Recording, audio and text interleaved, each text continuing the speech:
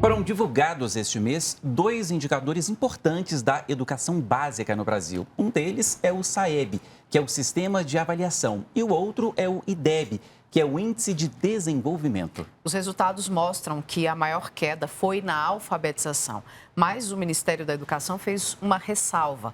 Os indicadores refletiram o impacto da pandemia no sistema de ensino e, por isso, segundo o MEC, é preciso ter cuidado ao comparar os resultados. Numa entrevista ao vivo, o ministro da Educação, Vitor Godoy, comenta esses 2 indicadores e fala também sobre financiamento estudantil, bolsa de estudo e evasão escolar. Mas a conversa começa com os resultados da educação básica. Vamos ver. E políticas na área. Os detalhes nós vamos saber agora em entrevista ao vivo com o ministro da Educação, Vitor Godoy. Boa noite, ministro. Boa noite, Mariana. Boa noite, Gabriela. Uma honra estar aqui, um prazer. Ministro, nesse mês foram divulgados os resultados da educação básica no Brasil referente ao ano de 2021. Que levantamentos são esses e o que eles mostram para a gente? Bom, isso trata da nossa avaliação que nós fazemos a cada 2 anos da educação básica. Então, nós aplicamos provas em todas as escolas brasileiras, praticamente, né? Em algumas etapas da educação básica. Então, a gente pega, por exemplo, o aluno do 2º ano, o aluno do 5º ano, o aluno do 9º ano e o aluno do 3º ano do ensino médio. Então, são algumas etapas importantes que caracterizam essas transições, né? Do ensino fundamental para o médio e do período da alfabetização, que é o 2º ano. Essa pesquisa, ela traz resultados importantes, não só para a gente compreender o nível de proficiência dos nossos estudantes na educação básica, mas também servem de subsídio para a gente calcular o famoso IDEB, que é aquele índice de qualidade, né, da educação básica, e que serve também para a gente distribuir os recursos de algumas políticas educacionais para os estados e municípios. Então, é uma avaliação muito importante que é feita a cada 2 anos. E o que essa avaliação mostra nesse ano agora de 2021? Que houve um impacto, né, em especial por conta do fechamento prolongado das escolas, em especial em língua portuguesa no 2º ano, que é justamente o período da alfabetização. Matemática no 2º ano também teve um impacto, não tão significativo, mas houve sim um impacto a ser considerado. E nas demais etapas, né, nas demais disciplinas, né, que inclui também ciências no 9º ano e português e matemática nos demais anos, a gente verificou uma redução na proficiência dos estudantes, mas não foi uma redução tão significativa quanto algumas pessoas falavam, né, que a educação brasileira ia retroceder 30, ia retroceder 20, 10 anos. A gente mostrou que esse impacto realmente foi na etapa da alfabetização. Ministro, e esse resultado, esse impacto na alfabetização, ele era esperado? O que o Ministério pretende fazer sobre isso? É esperado, era muito esperado, porque alfabetizar uma criança exige técnica. E o que nós fizemos no Ministério da Educação foi, em 2019, criar uma secretaria especializada em alfabetização. Lá nós colocamos técnicos que conhecem do assunto.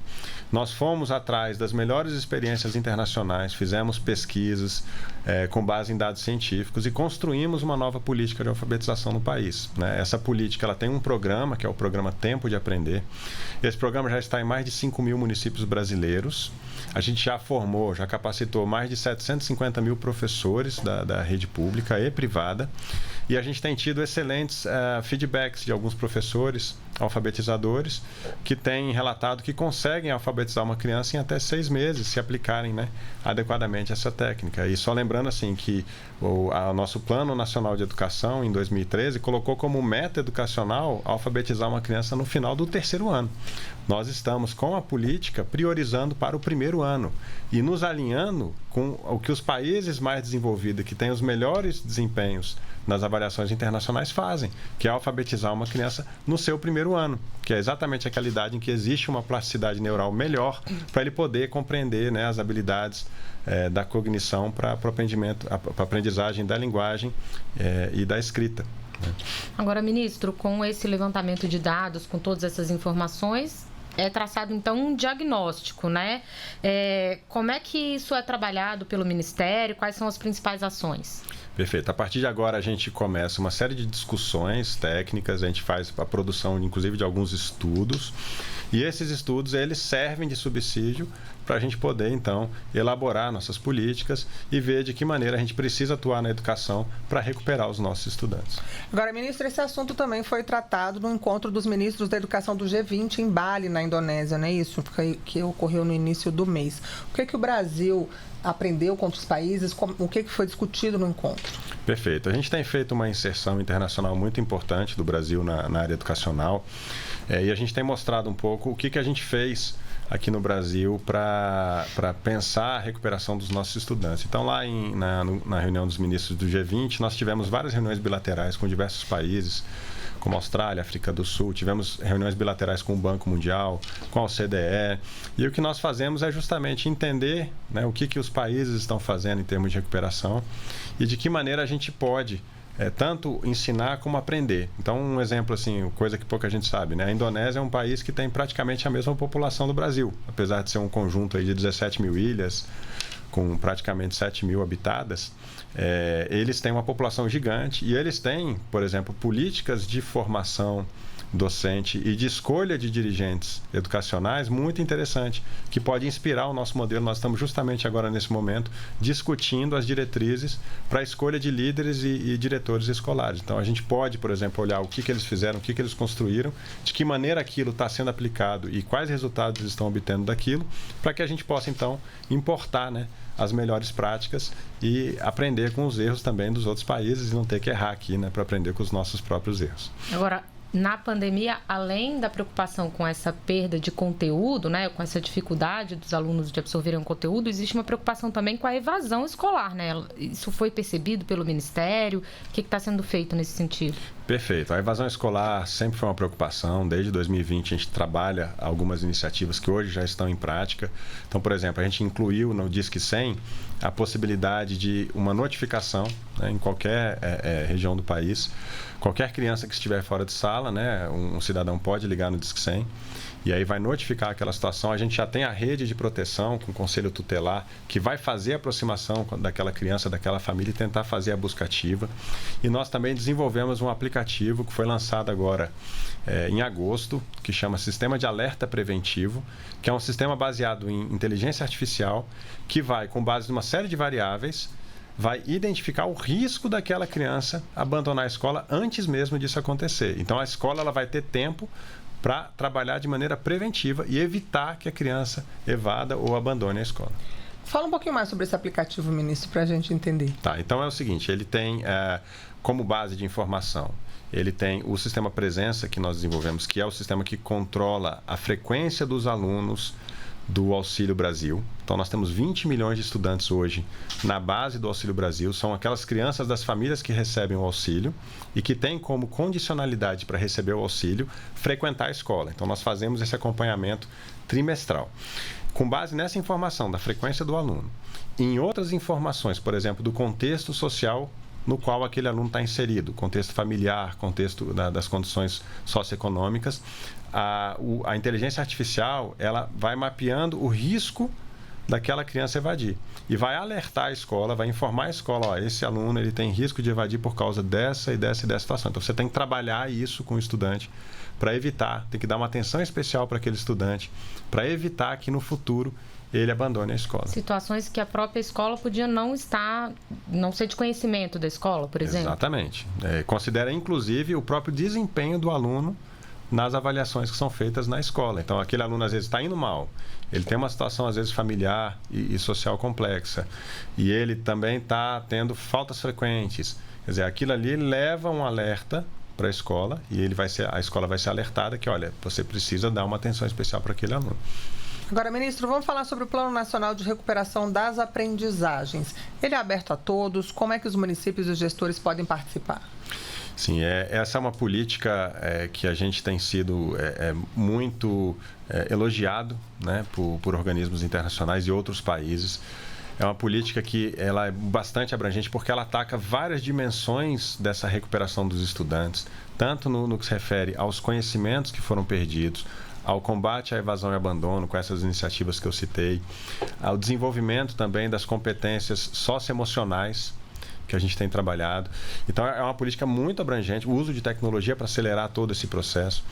E a gente hoje abre essa política para todos os estados, todos os municípios e todas as escolas privadas. Então, como é que, em linhas gerais, funciona o coração dessa política? Nós temos uma plataforma, que é chamada de plataforma diagnóstica e formativa. Nessa plataforma, o professor ele vai ter testes para diagnosticar o nível de conhecimento daquele aluno, em 4 disciplinas, que são as principais: língua portuguesa, matemática, ciências e língua inglesa. Então, nessas 4 disciplinas, de todas as etapas da educação básica. Então, pega do primeiro ano do fundamental até o terceiro do ensino médio. O professor quer testar um aluno do 6º ano em matemática. Tem lá o teste, ele aplica o teste no aluno. Com a resposta do aluno, o professor tira uma foto com o celular dele do resultado daquela prova. O aplicativo vai mostrar, de acordo com o nosso currículo, o currículo nacional, vai mostrar para o professor quais são os conhecimentos que aquele aluno deveria ter e não tem. E vai orientar a escola a reagrupar os estudantes de acordo com o nível de conhecimento. Então, hoje a gente tem um grande problema na educação, porque assim, você tem um grande desnível.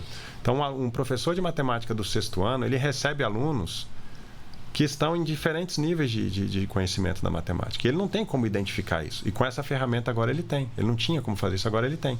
E aí ele vai pegar, por exemplo, alunos que não sabem somar, do 3º ano, do 4º ano, do 5º ano, do 7º ano, do 8º ano, vai reagrupar esses estudantes e vai trabalhar o reforço escolar ali com os estudantes. E ele trabalha esse reforço com um material didático que foi desenvolvido também pelo Ministério da Educação, em parceria com algumas universidades federais, para poder ensinar o aluno aquele conteúdo. E é um material que foi muito bem desenvolvido por especialistas, então ele ensina o professor como ensinar aquele conteúdo. Não é um material para o aluno, é um material para o professor e para o monitor conseguirem ensinar aquele conteúdo. Então, com isso, nós fazemos 4 avaliações por ano e, nesses intervalos das avaliações, vai fazendo o reforço. E a gente vai acompanhando o desempenho do estudante, a evolução dele ano a ano. E a gente consegue ver, de fato, o que a gente chama de acompanhamento personalizado da aprendizagem. E a gente já está vendo os estudantes serem recuperados e evoluindo nos seus níveis de conhecimento nessas disciplinas.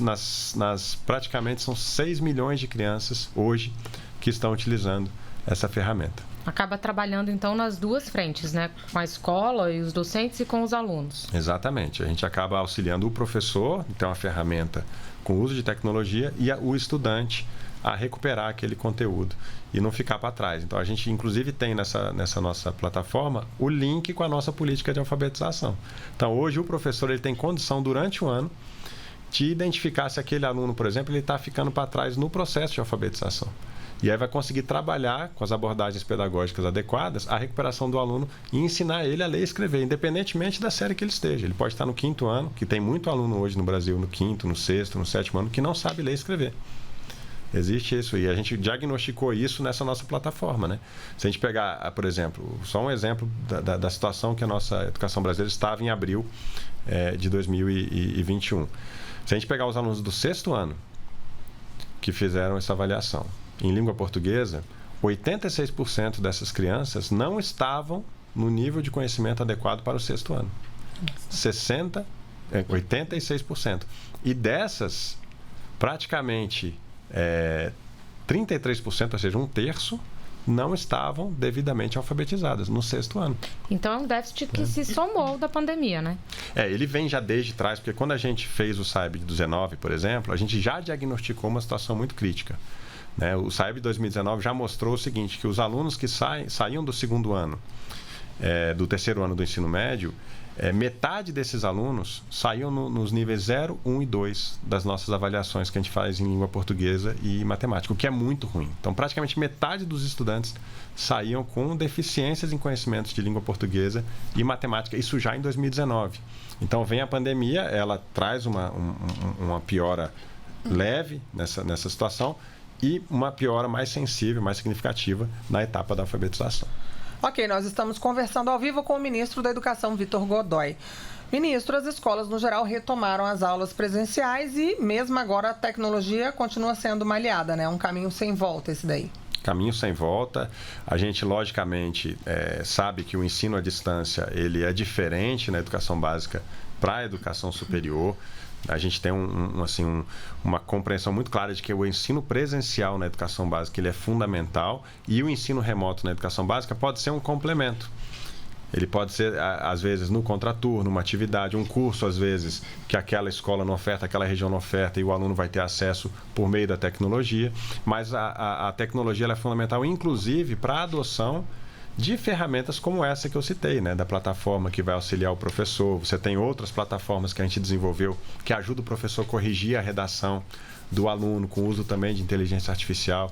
Então, a tecnologia hoje é um grande aliado, uma grande aliada, e a gente está fazendo já um movimento muito forte de conectar as escolas brasileiras. Em 2019, a gente tinha 38 mil escolas brasileiras sem conectividade. 38 mil escolas. Ano que vem nós vamos zerar. Hoje nós temos algo em torno de 12 mil escolas sem internet, e ano que vem nós vamos zerar o número de escolas sem conectividade. Você acompanhou aí ao vivo a entrevista do ministro da Educação, Vitor Godoy. A íntegra dessa conversa fica no site da Rede Nacional de Rádio e o endereço está aí na sua tela.